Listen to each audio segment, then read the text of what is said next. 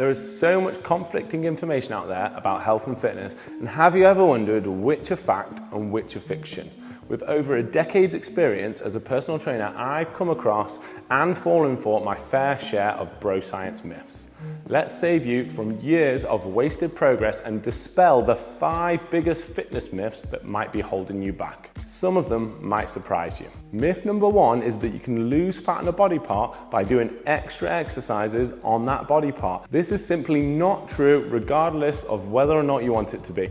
Even if your favorite fitness influencer is telling you how to burn fat from an area with an exercise, it's just not true. If you lose 5 pounds of fat, some will be lost from all areas of your body, including the areas you're most conscious of. But you can't increase the percentage of that 5 pounds that will come from your target areas. The only way to lose more fat from an area you're targeting is to simply lose a larger amount of fat overall. So stop doing press-ups to burn that chest fat, stop doing inner thigh exercises to slim your thighs, and instead focus on increasing your overall weekly energy expenditure and reducing your total calorie consumption throughout the week. Myth number 2 is that you can isolate your inner and outer chest muscles. It's a common misconception that you can do exercises to effectively develop your inner and outer chest muscles individually. While you can somewhat differentiate between different areas of the chest, you can do your upper and lower chest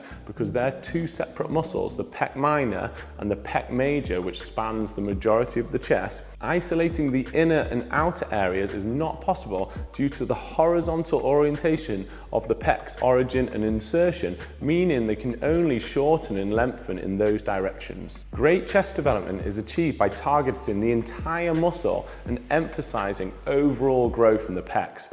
Add an incline to put some emphasis on the upper chest, but generally just stick to the best exercises overall for chest development, such as cable flies and dumbbell bench press. Myth number 3 is that cardio kills gains. This is one I've fallen into the trap of believing myself, as there is a small amount of truth to it. But whilst there is a small interference effect, studies have shown that it's nowhere near as detrimental to muscle growth as people believe. Your body can still grow muscle even if you're doing cardio regularly. The impact of cardio on inhibiting muscle gain is minimal, and the numerous health benefits of cardiovascular exercise far outweigh any minor effects on muscle development. My advice is reduce any same-day interference effect by doing your weight training first and your cardio second, and make sure you're not under-eating, putting yourself in a large calorie deficit which could restrict your recovery and muscle development. Myth number 4 is that you should avoid fatty foods for weight loss.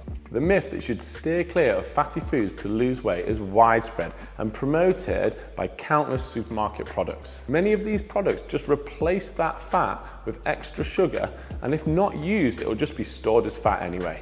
Regular high sugar consumption can lead to reduced insulin sensitivity, inhibiting your body's ability to effectively process carbohydrates.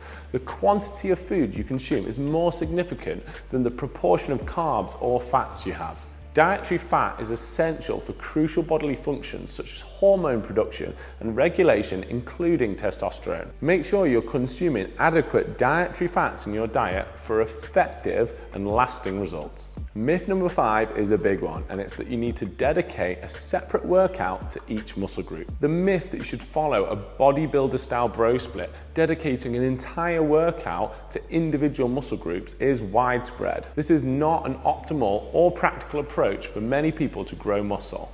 For most people, a more effective strategy is to focus on covering movement planes rather than isolating individual muscles. Focusing on movement planes allows you to cover more muscle groups per workout, meaning you can have a higher workout frequency per area of the body within a week. This reduces the likelihood of skipping muscle groups you're likely to miss out, and it's a more realistic and effective approach to weight training for most people. In practice, this might mean doing a push-pull leg split routine or an upper body, lower body routine, instead of the classic bro split doing chest on a Monday, back on a Tuesday, legs on a Wednesday, and so on.